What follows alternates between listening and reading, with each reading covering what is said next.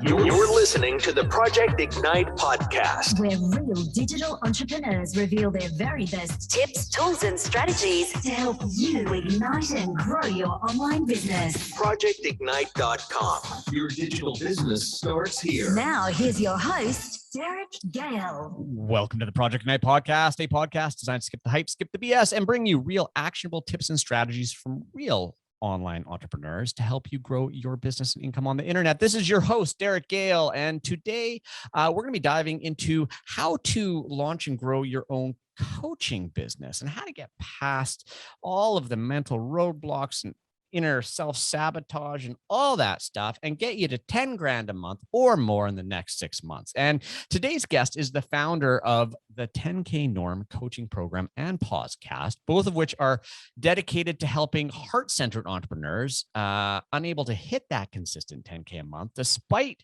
the personal development work that you've done, to master your mind, offer, and sales, and effectively normalize 10K a month in 6 months or less. So without further ado, I would like to welcome today's guest, Drasko Raicevic, to the show. Drasko, thank you so much for being here. Thank you so much for having me and for that great intro as well. It was nicely played. I'm glad I could help inspire your audience and bring whatever I can to your show. So excited to be here. Sweet. Love it. You know, I was just looking at your name, and my first name and last name, I've had to spell it my entire life. You must completely relate to that. Not only do I relate to it, but like if you saw my legal name, you'd be like, "Oh, you definitely relate to that." So, seriously? That's actually like a nickname that like is an option of my full legal name, which we can get into. But like, yeah, in terms of can I feel your pain? 200%. Wow. Yeah. At least my last name is 4 letters and my first name, they almost get it right sometimes, but yours would just be like start to finish. Just you don't even say it, just spell it. That's awesome. All right. So before we get into this whole thing though, I mean, you've had, an entrepreneurial journey. You've had highs, you've had lows. And I always like to get my guests to share the stories because, so many of the listeners, they see our success, but they don't understand, the hurdles and obstacles that it, took to get there. And so can you just share your background and entrepreneurial journey? Yeah, 100%. And I love the fact that you start with that because, in a world of Instagram highlights, it's so easy. And, obviously I've been guilty of this as well, to be like, everybody's got it all figured out together and like, all the ducks in a row and all that stuff. So yeah, I'd love to start there because so I went to business school and graduated. It was a co-op program. So I worked while like I did one semester like working and then one semester, at school or whatever, and ended up getting a job in one of the previous companies that I worked at like right after I graduated. And I was just like, you know what? Like, this just isn't for me. Like, it's just not fitting. Like, I didn't feel like the 9 to 5 was for me. And I had studied martial arts since I was 11, and I've been like coaching and teaching and competing. And it was just like something that I always did throughout like my whole life, like at that point. And at that point, I was teaching cardio kickboxing classes. And I was like, okay, you know what? I like doing this. I can't really, like, I don't feel like 9 to 5 is really for me. Let me try and like make a business or at least get paid to do something that I enjoy doing. So that's kind of in a nutshell how I initially started moving towards opening up my own weight loss centers. I initially started as like teaching cardio kickboxing classes. In that, people started coming to me for weight loss, and that was something I could relate to because I grew up as a chubby kid and I've had to kind of overcome that on my own. So I'm like, okay, whatever, I'll start like doing weight loss. But then it was like cardio kickboxing isn't like the best modality to like do that. So I started just figuring out, okay, how to actually coach exercise? How do I then coach nutrition? I got certified in that. And just across 10 years, I grew it from like this thing that I did after work to quitting to then growing it into a staff of 4. So I had my own brick and mortar location. We had all the systems in place with regards to like, how do we create the success stories and all of that. So like it sounds all good and great until the reality crashed in that whole business imploded right before the pandemic hit. So I wish I could be like, oh yeah, my gym closed down because it was, it was actually right before. So it was like literally on the 10-year mark, January of 2020, that I decided to close it. And the reason that I closed it, even though I had all this momentum going into it, is the business actually imploded, and imploded because of my own emotional blind spots, because of my own emotional immaturity, my own emotional constipation. Like, long story short, I was trying to build that business out of a very fundamental place of like unworthiness. And I was trying to get significance by proving that I could be a successful entrepreneur. So I started making scaling decisions that ended up blowing up in my face, because I was like, no, like we're gonna, like I just have to work harder. I just have to work more to like make this whole thing work. And you know, the ironic thing is, like, people always think, oh, it's so bad like when I don't have money, but like when you start to make it, it's actually quite easy to burn it quicker.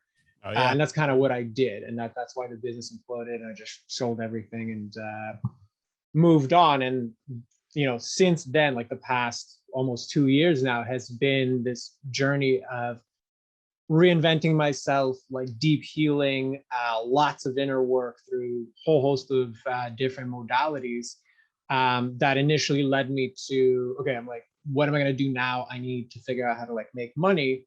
So because I had built my business kind of the opposite way that many gyms actually end up being built, which is I relied like 90% on outbound marketing. So I was doing funnels, ads, you know, getting customers that way. Whereas most other gyms are kind of like organic, and like the community knows you and you get referrals, etc. And obviously we had some of that, but most of it was front end acquisition. So I ended up then making funnels and marketing automation and running ads for other, initially it was brick and mortars, and then like COVID hit. I was like, crap, I'm like, I don't want to do anything with brick and mortar anymore. Yeah.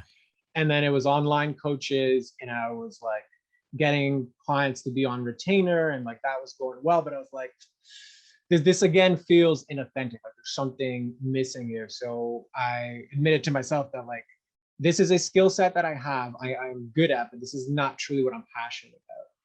And I got kind of like really turned off from coaching because I've been doing it for so long. But kind of at the beginning of this year, I started to realize like, no, like I actually do enjoy coaching. I'm even coaching to some degree, even with the kind of like agency clients, I guess you could call them, that I'm doing right now. And then that's kind of how 10K norm started to arise. Like it was literally, I would begin talking to individuals that weren't ready to do scaling and like ads and funnels. And I was like, okay, you guys, like I can take your money, but it's not going to go anywhere. So we need to get the basics right. So that's where I started getting to this whole like, okay, like there is a missing bit of like, you got to learn like your offer, you got to learn your sales, you got to learn how to like get people in the door. Like you can't fix these problems with just ads. Like they're fundamental business things that you are missing. And I also noticed that while trying to teach the skills to, you know, these other heart-centered entrepreneurs, and, you know, I encompass that as like coaches, you know, the woo crowd with regards to like intuitives, etc. Like that's kind of who I serve. But even though I was trying to teach them these skills, they were missing all of the pieces that I'd learned across what is now like almost 2 years with regards to mindset and self-regulation and how to not like stop yourself, how to operate from a place of like worthiness. Sounds like this needs to be taught, and it needs to be packaged together in a way that actually helps the people that are starting out create their 10K norm. That's kind of how the podcast was born. That's how the program was born. Really from a place of like stumbling around, realizing what was missing, realizing where I fit in, you know, that kind of your mess becomes your message. I definitely have lived that till I get to here. And really where it is now, it's like, I feel like my mission with all the 10K norm bits of the podcast and the program is to basically elevate the standard of what heart-centered entrepreneurs consider to be a minimum wage. Like I think the 6 figures should be like the standard minimum wage for heart-centered entrepreneurs. And when you overcome the mental hurdles, the emotional hurdles, and the skill hurdles, I think that's actually easier to do than most people realize. So that's kind of like the overarching mission, how it Mhm. led to 10K norm. And that's kind of the grand bit of like bumping around to figure out where your place is in the world. So I know I went kind of all over the place, but I hope that No, that's answered your good. question. I love that statement. The mess becomes the message. And that's such a powerful statement because people go through stuff in life and they come out of it stronger. And when you can take that lesson and share it with other people, you could be sitting on a business effectively by helping people overcome what you've overcome. Now, the other thing I want to point out there for the listeners, which this was something that took me long to realize. I mean, I started as an entrepreneur back in 1998 online, right? Early days. And since then I've coached and worked with tens of thousands of entrepreneurs through my coaching and training businesses. And, when I first started out, like, sort of what you did initially, they come to me like, oh, I need funnels, I need marketing, I need all this stuff. And you teach that and then just watch them fall flat on their face and realize you can give them all the best tools in the world, but if their mindset's wrong and broken, you can't be successful. And I think as an entrepreneur, which coaches are, you got to have your mind working properly. Your mindset's got to be firing on all cylinders in the right direction in order to be successful with all of these tools. So I kind of want to dig into that a little bit. And you talk about, inner work, helping people overcome self-sabotage, stuff like that. Let's dig into that. What are you talking about? What are the issues people have to overcome? Okay, perfect. So I think the number one thing is like, actually, let's just start with understanding what we mean by self-sabotage, because that's a term that gets thrown around Yeah.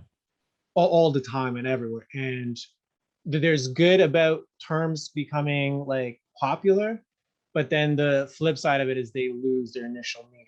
They dilute with everybody like repeating them. So the first thing I want to start with is like, self-sabotage doesn't really exist, but it's very real. Okay. And here's what I mean by this.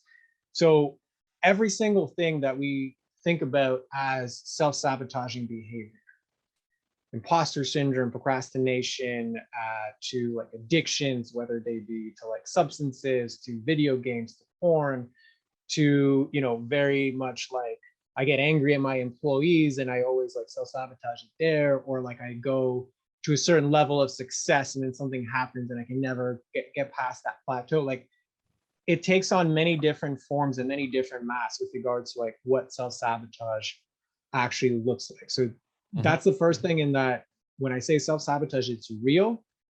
What I mean is the consequences of it are extremely real, right? And we have many different variations and names for ultimately self-sabotage. Now, self-sabotage is real, but it doesn't really exist. So how could something be real but it doesn't exist? So its consequences exist, but what is it? What's the real part? What is it that actually makes it stick so that those consequences suck? And the reality is, everything that we do that ends up being a behavior that we don't like the consequences of is a need fulfilling behavior, meaning that there is something that you fundamentally want, consciously or unconsciously, that particular circumstance, repetition of pattern, behavior ultimately gets you a benefit.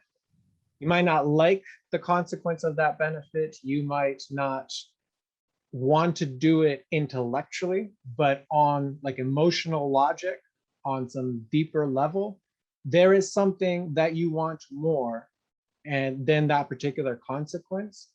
And that is why these things perpetuate. It's also why they are so hard to break, but they happen across the board, right? They happen in weight loss, they happen in relationships, and they happen in business. So I think the first one I want to establish is like, every single thing we label as self-sabotage is something that we fundamentally want, just don't like the consequence. So before I continue, like, does that make sense? Or do you need anything else added to clarify? Totally makes sense. And I mean, the place I'd love to dig into is, I mean, so self-sabotage can take many forms. When it comes to business, we're working with coaches.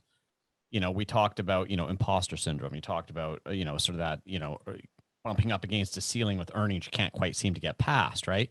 What are the more common ones that you're seeing and helping entrepreneurs or coaches overcome? So one of the ways that I kind of approach this, and like even have a workshop that dives into these pieces, and it's called, you know, if I'm so smart and capable, like why can't I normalize 10K months? But it dives into this very question. So the way that I explain about it in the workshop is there's a fundamental core wound that kind of operates behind all of these sentiments. So that core wound tends to take on many different masks, which is what we discussed on with regards to self-sabotage. So for heart-centered entrepreneurs in particular, because they generally tend to deal with, or like coaches, like they tend to deal with the transformation of another. Okay, so oftentimes a lot of the surface level woundings, so the surface level mass of that core wounding, and I'll get to what I mean by that later on, but they're often in the form of like people pleasing. So again, how that manifests for you can take many different forms, right? I don't set any boundaries with regards to my clients. I undercharge because I want to be liked. I want it more, like I want the results more than my client does, right? I can't separate my worth from the results that the client gets, right? So those end up being extremely common. The other one, especially with people that have more like healing type skills or modalities, then it's a worth issue. Like this thing that comes so easily to me, or you know, that I can do but other people can't, how could I possibly charge for that, right? So we don't realize that we are the conduit for those things, and without us, the other person doesn't get that healing experience, right? So those are generally, like, let's just say one of the more common ones, not including like I can't be seen, right? I don't like to talk about these things because of, you know, I'm afraid of how I'm going to be judged, etc. So all of these things, they end up like, if I can't be seen, it's going to be very hard to go and promote, right? If I don't feel like it is my right to charge for my gifts, it's going to be very hard to actually make a living out of what you do. So you're going to work out of a deficit, like energetically, spiritually, physically, like you're going to exhaust yourself unnecessarily. So all of these things manifest around the core wound, which is some version of it. Essentially, I'm not good. Because if you fundamentally operated out of the sentiment, and by all means, this is easier said than done. Like I'm guilty of all of this as well. Sure, yeah. But fundamentally, if you operated out of the notion that I am good enough, things like perfectionism don't make sense. Like why? Like I'm good enough, so this thing's gonna go out, and then like what's the point, right?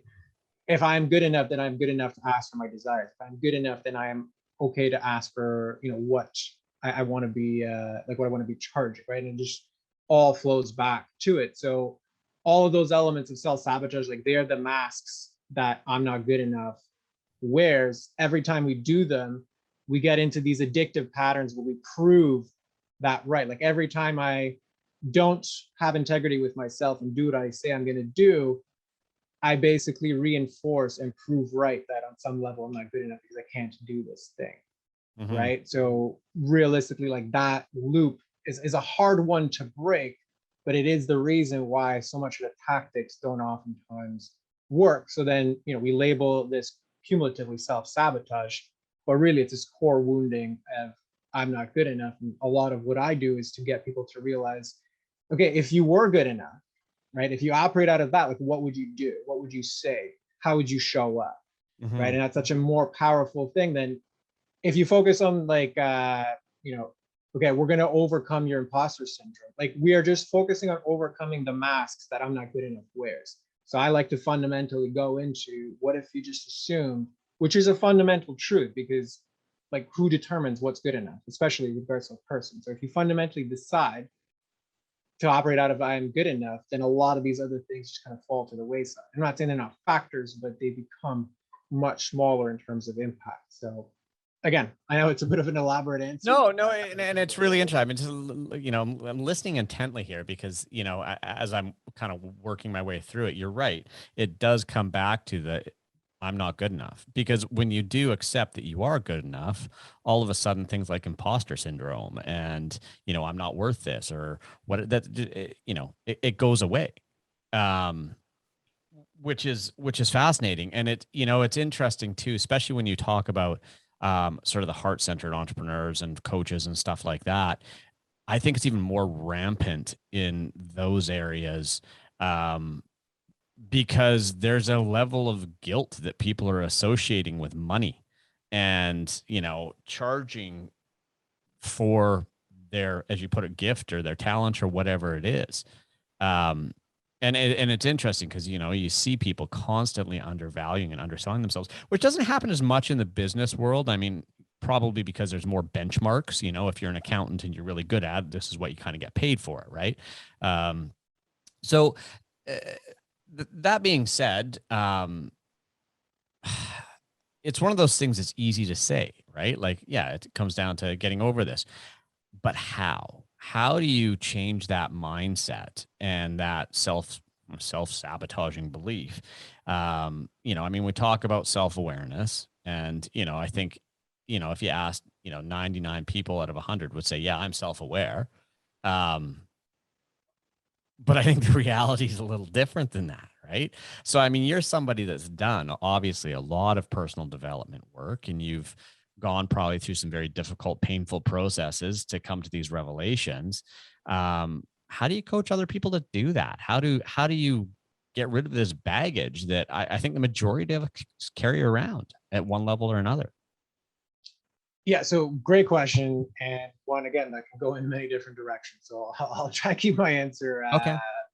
focused, right? So okay, actually, number one, so you had mentioned, with heart-centered entrepreneurs, it tends to, like the stuff that I mentioned tends to be more apt, whereas with like professionals, because you have set standards, then it's not as apt, so it doesn't happen as often. I would actually argue that the form of it happening looks different. It oftentimes looks like burnout. It oftentimes looks like overwork. It oftentimes looks like more is better. It oftentimes looks like, not taking the time to decide, how do I want my business to look like, what clients I want to work with, saying yes to everybody. So it's like, whereas one is like underperforming on the, let's say, the heart-centered side, I think the same thing that powers that I'm not good enough wound is overwork on the professional side. Because now you have a set standard that's rooted in that grind culture, right? More, more, right? If I have to work so much more to get to these things that maybe I don't necessarily want or align with the ideal lifestyle that I need, then maybe I'm actually operating out of not good enough, right? Instead of like freezing, I'm fighting as hard as I can, but the fundamental piece that's generating both is still kind of the same. So I would just say it's actually two sides of the same point, not necessarily one is different than the other. So first clarifying bit, as far as like, how do you do this? So, the most accurate answer is it depends on who the person is in front of me. Okay. And I know that's not really a great answer with regards to a Fair public domain like this, but here is what I would say are the commonalities and how I handle it in 10K norm. So the real fundamentals that we go through is first learning how to manage your feelings, how to manage your thoughts, how to self-coach your way through them when you start to fall into those doom loops, and then how to focus. Okay, so here's what I mean by those things. So we do that as like the preliminary pieces so that you don't fall into those self-sabotaging patterns. Then we focus on the business skills, because now we have the inner skills that can actually power the business skills. So what that looks like in a little bit more detail. So with regards to emotions, if every time I have doubt, I end up freezing, it's going to be extremely hard for us to work on marketing. It's going to be extremely hard to work on sales. It's going to be extremely hard to do any outside facing things that produce discomfort. Okay. So your proven ability, and what I mean by proven ability is like we have processes in place where like when I have this type of feeling, I do this process, I sit with my feeling, this is what I learned. So when I can increase the tolerance for my own discomfort, and I do it consciously, and I do it repetitively in the container where it's safe with the coach, okay, so now I know I've built up a competence to be able to handle emotions that normally throw me off. Okay, so that's like the first bit with regards to like what encapsulates emotional management. So now that I know I'm confident to like not be derailed by my emotions, the next bit is, okay, now I got to manage my thought, because the reality is every single emotion is actually generated by a thought, whether you realize it or not, but it's something that you're thinking, it's a perspective you're taking that is generating that particular emotion. So what I use for this, and these are publicly available tools. So if anybody knows Brooke Steele from the Life Coach School, she has what she calls the model, which breaks this down quite brilliantly. And again, if you want, I could go into that, as well as Byron Katie's inquiry, to disassociate from like, what are true thoughts, what are not true thoughts, what does my attachment to them actually mean. So now I've gone through this process where I have confidence that I'm not going to be derailed by emotions. I'm starting to learn to practice to actively observe and then change my thoughts, reframe them, see how they impact the results and the actions that I'm taking. Then we practice self-coaching my way through them. So basically, can you apply these skills when I'm not in front of you, reflecting back like what may or may not be wrong with them, right? Because I want somebody to have that self-sufficiency to do this on their own without me having to be like retroactively, hey, well, why don't you try this, or did you apply the tool there? Like, you're going to provide proof of you demonstrating these tools on yourself. And then once, so they can manage their emotions, they can manage their thoughts, they can self-coach their way through them when they're not anymore like in front of me. Now focus management really becomes building trust with yourself. So aligning constraints around saying, these are the things that I'm going to do. I go out and do them. I separate the emotion and the meaning out of the equation, meaning I take a look at, okay, I did this thing, reality gave me this feedback, now I'm going to iterate, versus I did this thing and now I fall into doom loop because it was a different result than I expected or that I wanted. So that is building self-trust with yourself, that you're going to do what you say you're going to do using the tools we just learned, and then subsequently focusing your way to the like number of iterations you need to actually move forward and do the thing. Cumulatively, that's the tool set that like I use internally to overcome the resistance of creating like your 10K norm. And now we have enough of a blank slate and enough of skill set built to actually go and, okay, I'm going to go reach out to these people. This is how I'm going to market. This is how I'm going to sell. I'm going to ask for this price. Like, those technical aspects of like the skill of business become so much easier to execute because we don't have all this baggage holding them back. So that's kind of actually the program in a nutshell is basically that. Okay. So, you know, I mean, it's interesting you're talking about discomfort and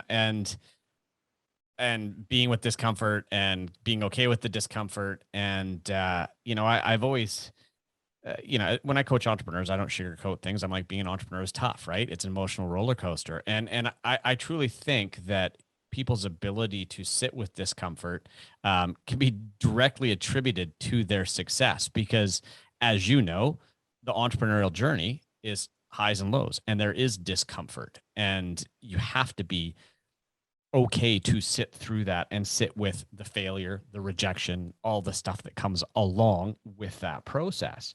Now, that said, you know, I mean, all the stuff you're talking about, you give these tools and stuff like that, it still comes back to self-awareness, you know, and realizing in the moment that you've fallen into these traps or into these loops or whatever. And so do you give people like daily routines, habits? I mean, you hear of all the, you know, journaling and stuff like that people do. You know, is that something that's beneficial to people to keep it front of mind on a day-to-day basis? What do you coach there in terms of habits? And habits is a whole other story, because getting people to create habits is just a nightmare in and of itself. So let's go down this rabbit hole for a second. Yeah, absolutely. So again, another great rabbit hole to go down to. So you had mentioned initially that, okay, like, again, this is kind of good to know, what does it look like in practice? Like, how do you actually apply any of this stuff? And you mentioned dealing with discomfort. So like the exercise we do for emotional management, like how we start with this process, is to literally do nothing for 10 minutes. So what that means is, when I have this like doubt, when I have this normal repetition of an emotion that holds me back, your process while you're going through learning that particular like module or habit, or however you want to call it, is to take a pause, do nothing for 10 minutes and sit with that feeling. And I mean, I don't know if like these are recorded on video, but like you see this is a mason jar of rocks.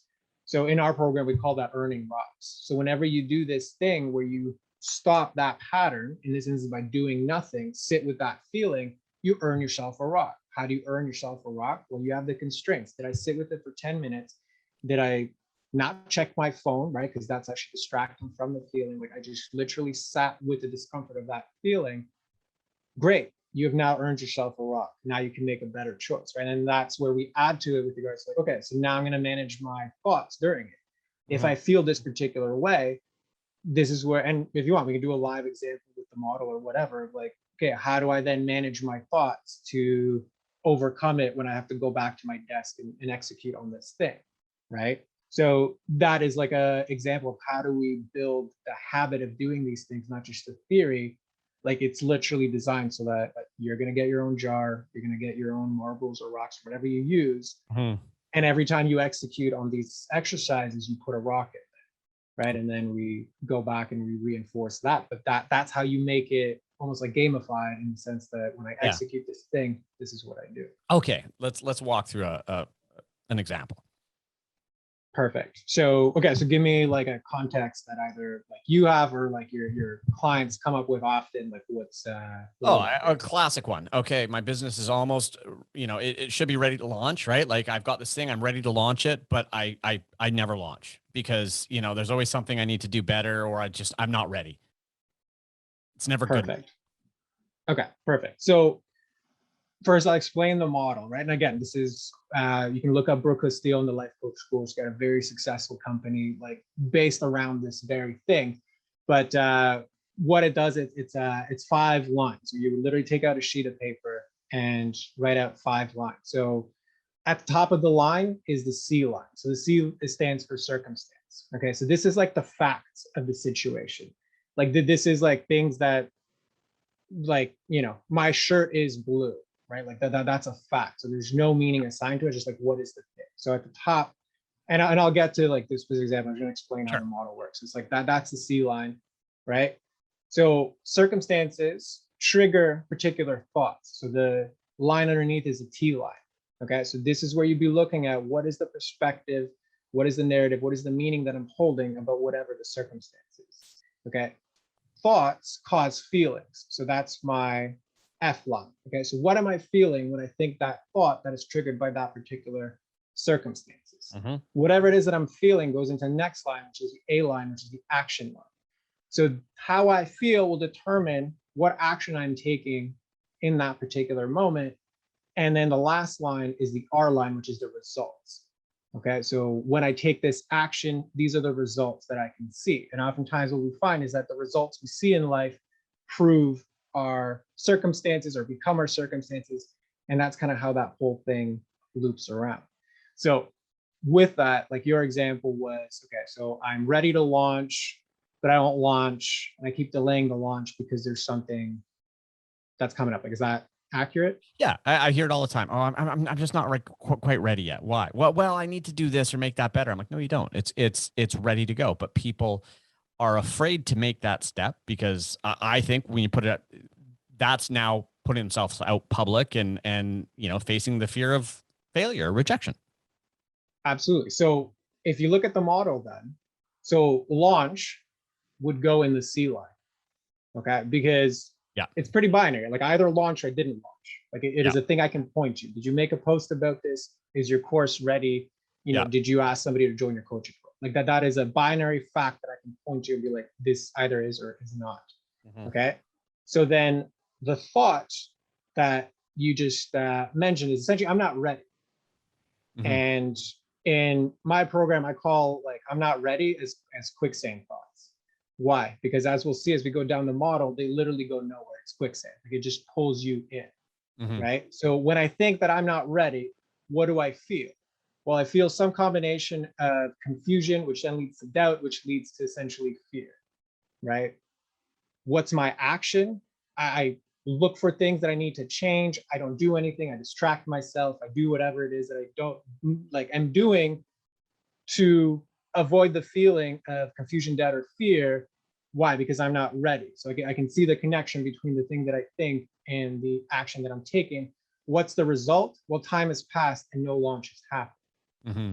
Okay. So when I lay this out, I can now see, okay, if I continue to think this quicksand thought, if I'm not ready, this is the result that I'm seeing. And as history shows, it likely to keep seeing until I change something, because the circumstance isn't changing. Like launch is binary. You've either done or you've not done. So now our process becomes, okay, how do I deal with I'm not ready? Because if I can change I'm not ready, then it's going to give me a different feeling. It's going to give me a different action. So we begin to shift that by 1%.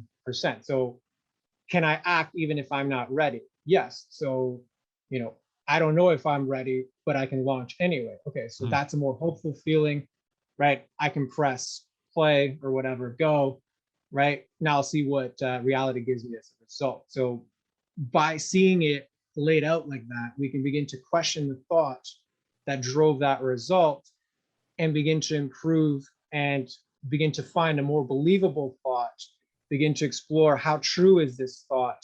If I don't want this result, how is continuing to think this thought going to help me?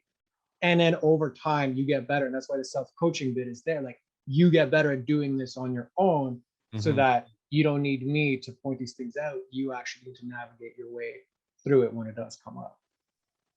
Perfect. I think that was a great example too, because I think that's one that, again, I see it, especially with new entrepreneurs. I can't launch. I'm not ready. I'm not ready. I'm not ready. And they are. And so I think that was an interesting process to walk people through to make it okay, to take that away. And so interesting, I guess my question to you is, you're now working with different coaches and stuff, helping them build their business. How often do you start working with somebody and go, yeah, their head's in the right place, let's just get straight to the marketing side of it? Never.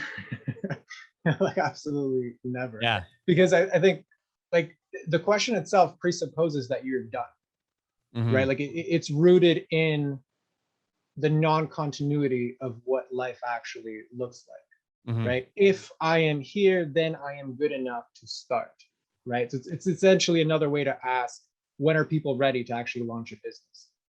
Like it's literally like being pregnant. Like you're never really like ready. It's just kind of like it's a choice to do it, which is why the answer to I'm not ready is yes. Like just do the thing and let reality tell you. So I think that's kind of the first trick that we get ourselves into. Again, it's just another mask of I'm not doing good enough, which is essentially asking, well, when am I in a position that I can just get right to the business stuff? Because the reality is, if they were ready, like the business stuff isn't that complicated or hard, and it's so readily available everywhere.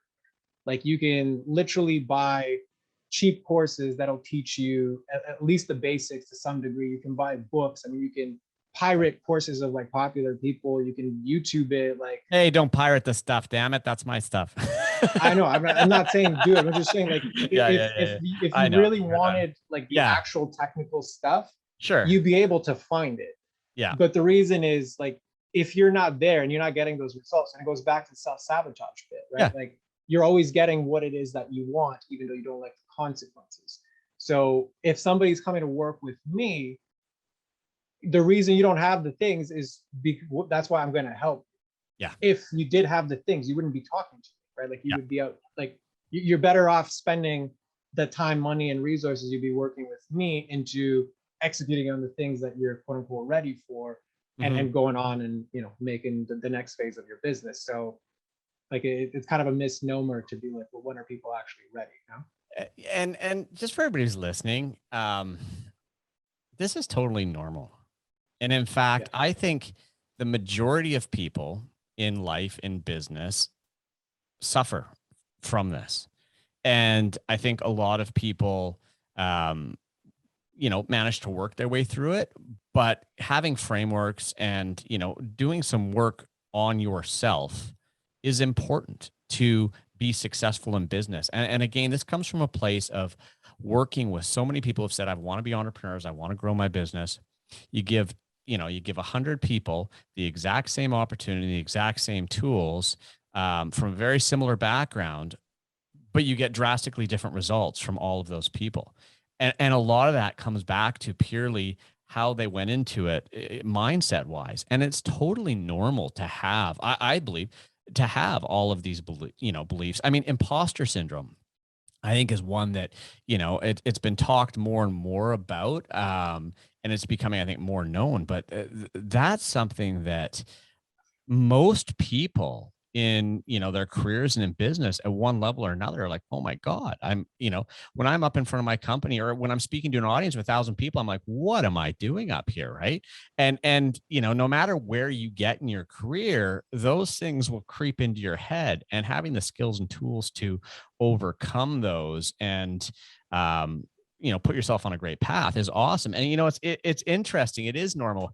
And, they're finding, so, I mean, we've all heard the term psychopath, right? And there's, a whole spectrum of psychopath. There's bad psychopaths that, do horrible things. But what they're finding is a lot of very successful people in business, in that realm, that are uber successful, actually would qualify somewhere on that spectrum of psychopath.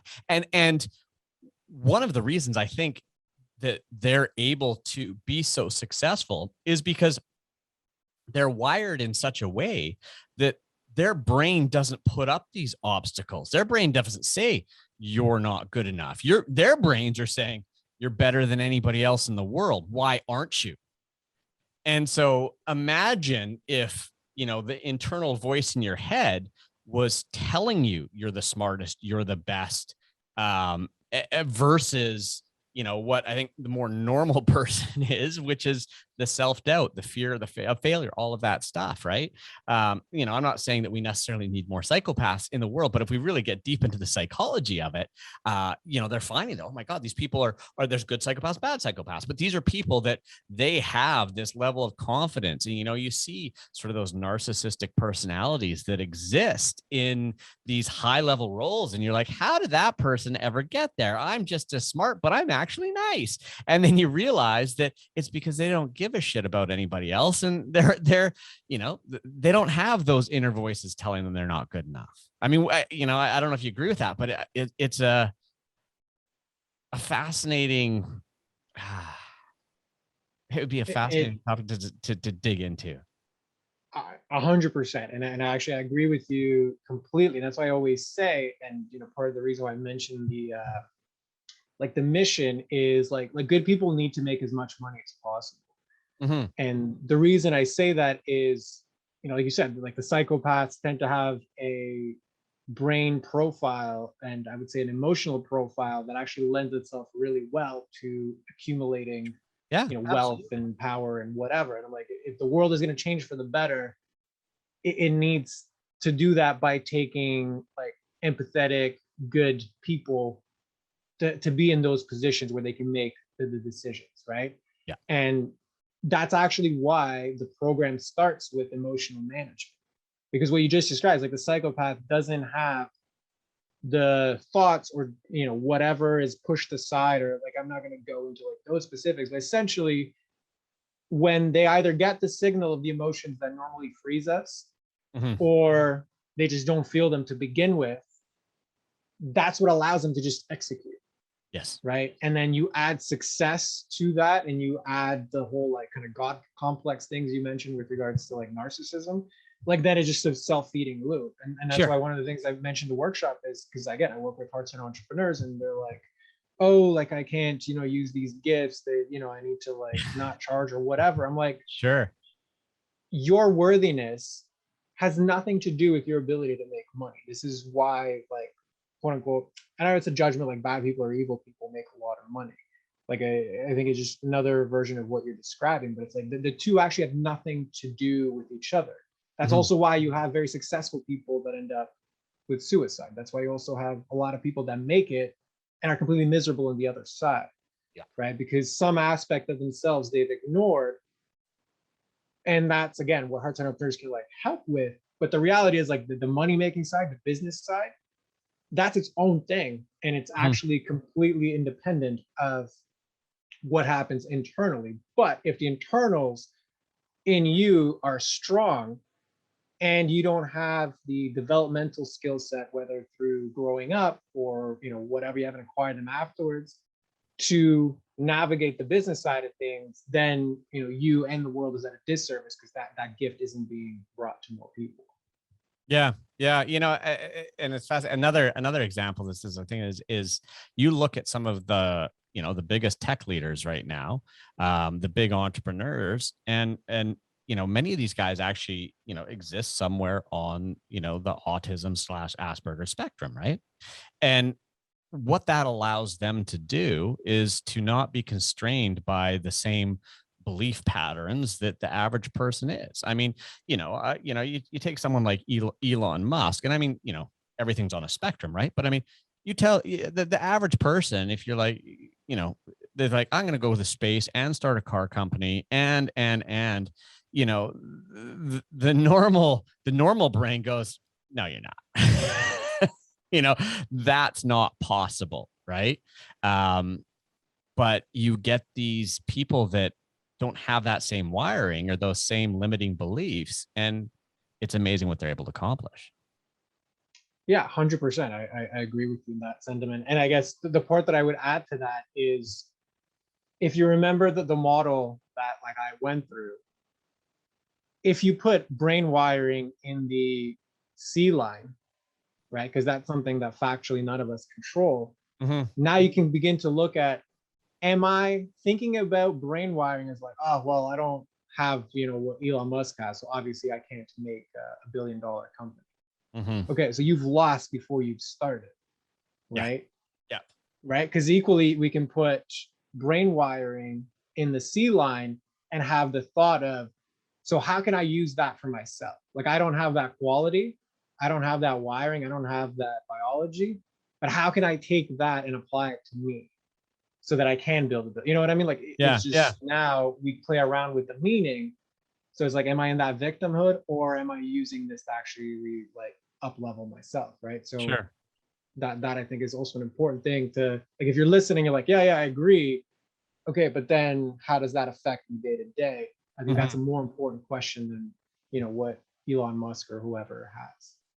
Yeah, and that comes back to that, you know, taking a self-awareness, right? And really checking in with yourself and going, why am I reacting this way? When you have an emotion come up, actually stop and think about it and work it back through. And I like the frameworks that you've given for that. So on that note, I could talk about this stuff all day. Fascinates the heck out of me, because I, you know, like I said before, I've just realized that, you know, it's as important as the tools that they're given. It's as important as the funnels and the technology and the products and the sales, is having your head right. And, you know, I really like your message, and, you know, I love what you shared here today. So the question then becomes, is if people want to connect with you and learn more about you and potentially work with you, where do they go? Yeah, so that part's really easy. Everything is 10knorm.com. So the podcast is 10K Norm. If you want to hear how I actually coach people live that are in these positions, the program is 10K Norm. So that's probably the easiest way to go. It's like 10knorm.com for people to find more info about me. And then, as you mentioned at the beginning, so my main focus is heart-set entrepreneurs under 10K a month who have done all the personal development work, still can't make that 10K months work. We work through all of the inner stuff like you've seen today and the business stuff to basically make your either first 10K month or normalize it depending on where you're starting in 6 months or less. So that's the best people in the best place to find me. Amazing. Well, Drasko, thank you. Thank you for being here. Thank you for sharing your journey and the transformations and how you're helping people. I've really enjoyed our conversation. Likewise. Thank you for having me. And now for you guys who are listening to this, you know, we got into some pretty deep, kind of heady stuff here, but I truly believe that, you know, your success is directly relative to, you know, your ability to be self-aware, to overcome these obstacles. And, you know, unless you're, you know, somewhere on the narcissistic psychopath spectrum, which I hope you're not, I think everybody needs to do some of this work and be aware of their, the feelings that are coming up and preventing you guys from moving forward. So there's a lot of valuable stuff here, but again, it only works if you apply it, if you think about it, if you actually take action. So again, if you like what you heard, you can check out the show notes, any links mentioned on projectignite.com. And on that note, this episode's a wrap, and I'll see you guys again real soon. Thanks for listening to another info-packed episode of the Project Ignite podcast with Derek Gale. Any links mentioned, along with an entire transcript of this episode, can be found at projectignite.com/podcast. And to make sure you never miss another episode, go to iTunes or SoundCloud now and subscribe.